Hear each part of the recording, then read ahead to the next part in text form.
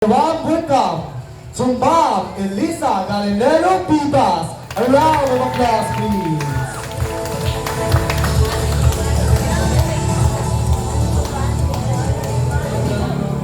Hello ko, nakulbaan ko, press. Murag, second time na ako na guest speaker, no, pero karon murag nakulbaan ko. Sa kumpre sa una, dinira kayo kay mga tao, dinira kayo kumakuan. Karon kay dulit. Pwede ba palayo sa mo, be? Dulitan yun, di ba? Ikaw, kuan ha ka ng, inyo lang dyan ko pa sa doon, o magkasapit-sapit ko ani. Kaya mura dyan ko nakulbaan kay dulitan yun, di ba? Okay. So, good evening. Tanawan ako, dulit na dyan siya kaayo. Alumni homecoming. The gathering of many familiar faces, the recollection of memories, the challenges and goals that we end before drifting apart.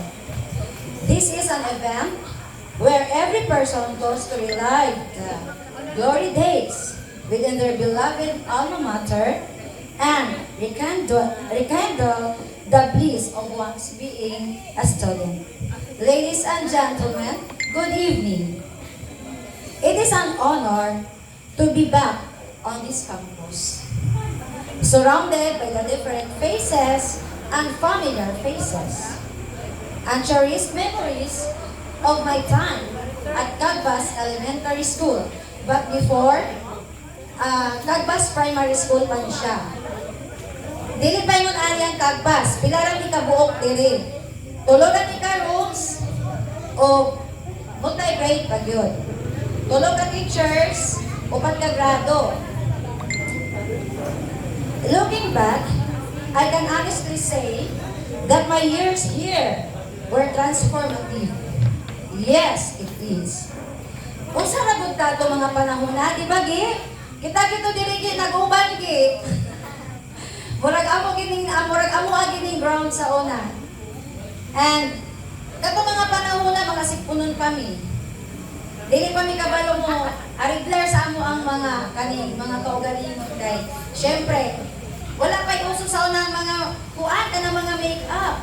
Mahal pa kayo ang make-up sa una. Lip tint, unsa pa ng mga coloring na karon mapalit na to nga barato na lang. Sa una wala pa na siya. So wala mi pakialam kung sa among itsura, basta kami mo eskwela. Ang alam. Pag-abot diri sa eskwelahan, kuan kaning kan bitaw, walay ka ng, wala kay gihuna-huna nga ka na bitaw. Alawoy, unsa ba niya ang itsura? Wala, mangkuoy, magsulat-alan mag-gawalan. Hello. Wala, may gahon-huna sa una kung kana bitaw, guwapa siya. Pangit ko, ano bitaw? Wala na sa mua. Basta kay, wala man kung may makita bitaw sa una nga mga kanak bitaw, mga uso-uso, katulad karon nga, daghan makita sa social media. So sa una, wala gyud ka ng influence gikan sa social media, mauna nga kung unsa na mo ang makaya ra sa una, maura gyud ko siya. Unlike karon, ang mga bata no, makita niyo mga eskwela, kuha na kayo sila, usahay nagpula na ang mga lips, napa sila yung blush on, kami sa una wala na. Simple ni noon ang fashion. Dili naman na siya mapansin sa una kay murag buwan na gina siya. Normal ra kaayo. Minsan pa mag-eskwela mi ang amo ang mga suot katulad akong pambahay. Wala man ko'y kuan sa una, wala man ko'y kanagitawong sa wayay, murag wala gid na siya. Murag kontento ra gyud kung unsay naa sa gani. Ang chinelas, kanabitaw mga sinumpay ra. Inana ra gyud. Sinumpay. Usahay, naputol na ang chinelas. Butangan og lansang kay para di lang gyud siya makuan, matanggal, masuot lang gihapon siya. Inana gyud ni sa una. Tungod siguro pod sa kanabitaw kapobrehon, wala pa biya kay uso sa una ang mga kuano, trabaho sa parent o sa raman ang source sa una sa income, basakan raman. Dili pa diha karon nga nana di office na ubang parent, ang uban abroad so ma-provide na nila. Pero despite ana bitaw nga mga kalisod, despite ana nga mga kuan, kakulangon, dili siya matter. Ang importante, nagpurso nga makahuman yun ang eskwela. Sa ako alam, dili dyan ko makasabay kung sa una, tungod kay syempre, kanilaging kubrira ta, taga-basakan ra, taga-purong 4 ko sa unan, arami dito sa basakan na muyo. So, naningkamot lang na maka-eskwela. Muna nga, sometimes, makakuan bitaw ko, I felt self-pity, kay makita na ko ang, kanang, dili mapunta na no, nga kanang bitaw, kuan, kanang, dili mapunta na, nga kanang bitaw, kuan yun, mga bulingiton, kaya naman po yung mga can-afford po. So, sometimes, maka-self-pity ko, kay nga no, may pa sila, kay kuan, kanang, bago ilahang kanang bag, bago ilahang kanang, labi na o kanang bitaw, pagbining sa klase, na yung mga bago nga mga notebooks, na yung mga pencil case, tapos kanang bitaw sinina, bago, ano bitaw, wala ko ka-experience ana sa una. Ang ako, puro na siya mga sinunod. Kaya lagi, wala may ikakaya, ako mga ginikanan. Pero, wala gina siya nag-matter sa kuan bitaw, estado sa buhay. Ang pagpaningkamot yun, maoy kanang, the best din siya nga kanang bitaw weapon para atong ma-overcome na to ang kalisod. Usahay gani, kanang bitaw, ako na lang kung ilugar ako ang kaugalingon kung asa ko dapit. Pero, maulay ginano nga, ilugar na to nga, dinhira ta sa atong ka-level, kay, syempre, kabalot ta kung unsa ta. Pero, sa ako ang kuan, sa ako ang experience, naman ko kay mga friend na kuan, kaya nakipag-friend pa sila sa kuan. So, isang todo, nakipag-friend sila sa kuan, pero dili gud ko mupantay sa ilaha, kay dili lagi ka-afford. And then, mo na nga, kuan lang, friend lang, enjoy life, anara, dula-dula, inuktanay, makinanara. Onya, pagkuan, pagka nabitaw inigahapon, mahuli, mamaktas, subibo kayo, daghan kay istorya mahuman, usahay pa, uso biya sa una ka nabitaw, powder milk, bitaw nga ihatag sa atoa, kaupuan ka mo na, kami nila gigi, kaming mga 80s, amo pa na siya na-experience nga, hatagan niyo powder milk. Kunya ka ng powder milk, amo na siya, magturot mo yung papel, dito na siya ibutan. Samtang galakaw, magsigiyo ka na, ana-ana ba sa kanang kuan, powder milk. O, ang tawag na mga nasa una is powder igit. Kaya nga nang gitawag siya o powder igit, kay pag mukawang ka na, tapos maninom ka tubig, sigurado, mo igit yun. Sigurado, makaigit yun ka. Mo na nga, kana siya, itawag na mo powder igit. Pero, mo na siya kanang murag feeding man siguro na sa una. Murag feeding na siya sa una niya. Ang karon kay lahi na ang feeding po kay kana ng mga tinapay, sa mo sa una powder igit. Unya, kadungdong pa baka nagi nga magsigita nagbaktas pa doon nito. Magsigira ta og kanang sop-sop anang powder igit. Mga batang 80s, mo na ato ang kanang kuan. Ato ang memorable nga experience din So, kana nga mga kuan bitaw, kana bitaw nga mga experience, bibo kaayo na siya. Kanang nga mga experiences no, bibo kayo, pero ang mga bata karon lahi na. Wala na sa ilaha. Ang mga dula nato sa una, outdoor games. So, ma-develop din ang ato ang physical fitness. Ang karon, ang mga bata, dili na sila gadula sa gawas. They are relying na sa kanabitaw mga gadgets. Muna na ilang kalipay. Kapuyo na sila magdagandagan. Pero dili man po noon tanan. Kaya na po yung mga bata, kanang mula yung mga gadgets, manikamot po sila lingaw sa ilang kaugalingon. And then, kanang nga mga dula, maunay kanang na-miss karon sa mga kabataan. Nga nangawala na yun na siya karon. Usay gani, diri bitaw sa ako ang grade 4 pupils. One time, nagdula sila ng blackjack. Itanaw na ko sila. Lahi ilahang ka ng forma sa ilahang blackjack. Ako silang gitudluan. Ang among blackjack sa una mo, hindi, nag-drawing ko ka ng katong ato ang blackjack sa una. Drawing ko. Nakigdula ko sa ilaha. Nakigdula ko kay, namiss ko na ako ba, nga wala nagibitaw karon. Kunya, mo to nakigdula ko, o gitudluan ako sila, o sa mga pamaagi. Ug malipay ko nga kanang usahay, nag-recess, ginadula nila. Kunya, nakakita ko sa imo nga Ma'am Charlotte, nagadula ang ihang mga bata, iya kong ipadula o katong luksong pinik. Di ba Ma'am Chano? Nindot tanawon ang mga bata, bitaw nga gadula o katong mga mga karaan nga dula. Nindot siya tanawon. Pero mao lagi na maboring man gud sila. Maboring sila, mas pilion din nila nga mag-gadget sila. Basta kay kanang mga panahon na wala pay uso ang mga BF, GF sa inana nga mga pangidaron. Karon no kay kanang sa to say. Naanag yun. Siguro influence yun na siya sa sa social media. O niya, kana bitaw na sila mga tao galing ng cellphone. So dili na to sila makontrol, labi na kung naka-password, wala ta kabalo kung sa ilang mga kuan diha, mga convo. So lisod na kayo ikuan ng mga bata, pero sige lang. I-guide lang gihapon nato sila. So, kana nga mga experiences, so much fun gid kayo sa atong panahon sa una. Nga kana wala na siya ma-experience sa mga kabataan karon. So, these experiences and many others shapes me into what I am today. So kato siya nga mga kuan, kato nga mga kaagi nako sa una. Mo na ni karon. Ambot lang po og kaning kuan, ug unsa ko karon ako kabalo, o ginigin mo nila, kamo na lang yung istorya. Okay. And that's why I am eternally grateful for the foundation this school provided for me. Not only to the school, but also to the teachers who molded me. So there is sa Tagbas Primary School sa unang panahon, tulo ra gid kabuk maestra. Kung nakadumdum mo sa atong maestra diri sa grade 1, kasi nakadumdum sa grade 1 teacher dinhi.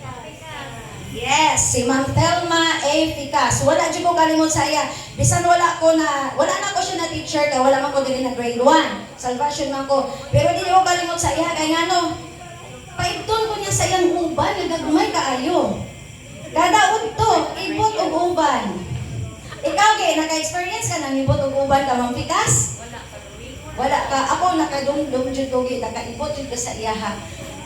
Pagka, unya ka to si Ma'am Ficas, naminyos, dalaga pa to siya itong na time dinhin. Pag minyo niya, nahimo na siyang kabilugan. So, ilan sa Ficas, nabilog siya.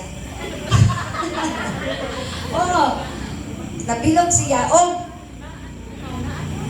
kanang pagkakuan na, pagka kanang grade 2, din sa nakatungtong sa maestra sa grade 2.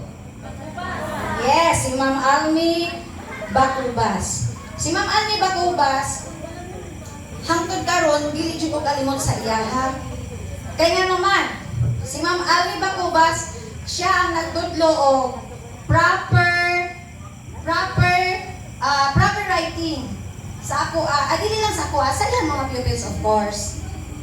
Kana bitawng cursive. Mo na karon hangtod karon nadala gyud nako ang iyang cursive. Mo bitaw nga magsulat ko karon cursive jud ko. Kay mo ginayahan gikuan sa amo sa una mag-cursive. Di ba no? Oh.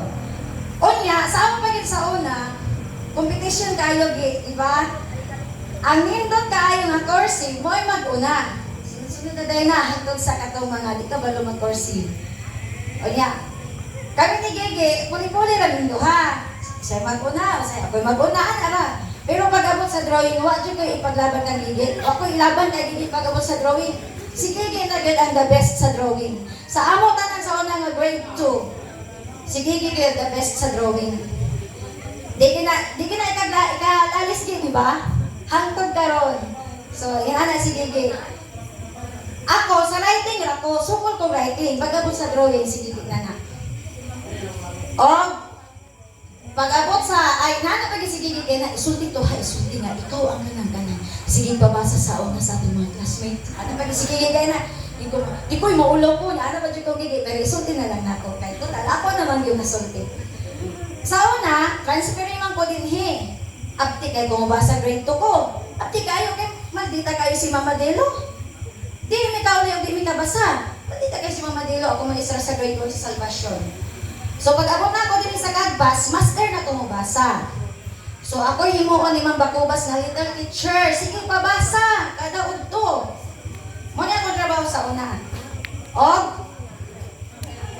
makaligtas ang maestra, no? Basta na little teacher. Mga mams, kung na little teacher sa pabasa, ligtas na, no? Kaya mo puli sa ato. So, muna siya, nga, kanang kuan, kanang, siguro, ang among maestra sa grade 1, may nga foundation, so, master ko mabasa, ako'y tagapabasa sa akong mga classmate. Pero sige, gato nga tayo, mahal na po mabasa. Kami mga buto yung mga kuhan-kuhan diri ko nuhay sa una sa Kagbas.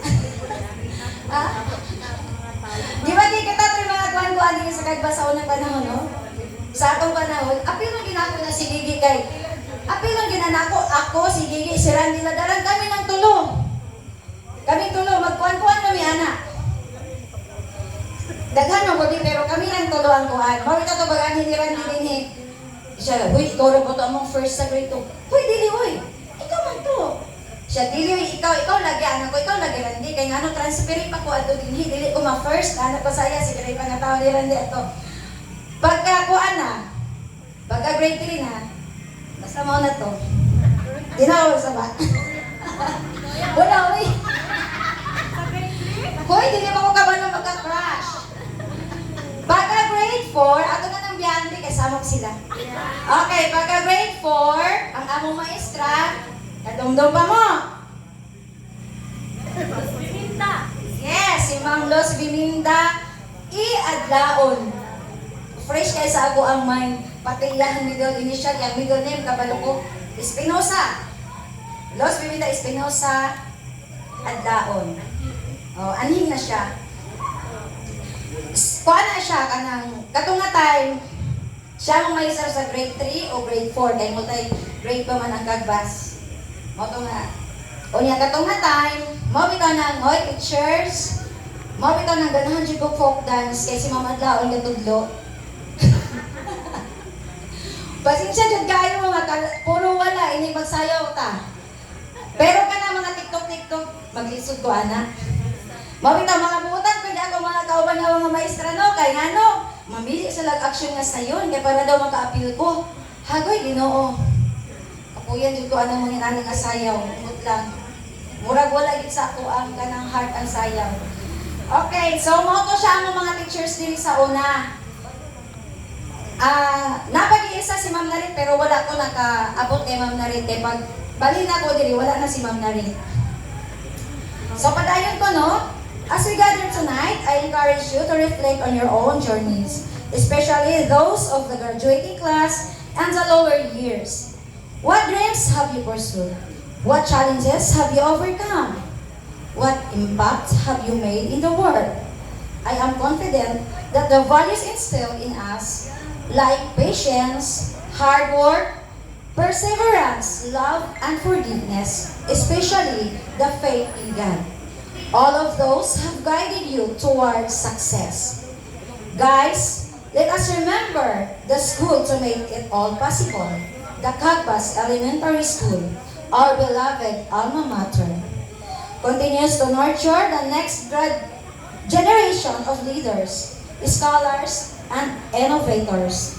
We as alumni have a vital role to play in its continued success, whether through mentorship, financial support, or simply staying to our alma mater. Let us all contribute to ensuring that the future generations have the same opportunities that we were fortunate to receive. Finally, I want to express my sincere gratitude to the faculty and staff who have dedicated their lives to educating and inspiring students. Your hard work and dedication have made a profound impact on countless lives, and we are forever indebted to you. Thank you and congratulations to the CSA family headed by their energetic and very enthusiastic President, Ricardo G. Bachanicha. Kung wala ni siya nagporsige, wala tay alumni karon. Grabe, magsige na niya siya balik diri sa eskwelahan. Magsige og pangayo og mga advice para nagyud matuman ang first alumni. So siya ang ato ang kanang tatak kagbasyan sa first alumni kay kung wala din siya nagporsige, kung naloyahan siya sa mga times na mura siya i-discourage, kung naloyahan siya, di ba press, wala ta din karon, wala ta nagkita-kita, di ba? Usa pa na nga year nang nag-start ang kagbas, so di ba 1980s until present. O di ba nagtagbo ta dinhi karon? So ingon ana si Press ka energetic. O sa ilaha pong mga co-officers nga nag-support sa iyaha, grabe po, silang tanan. And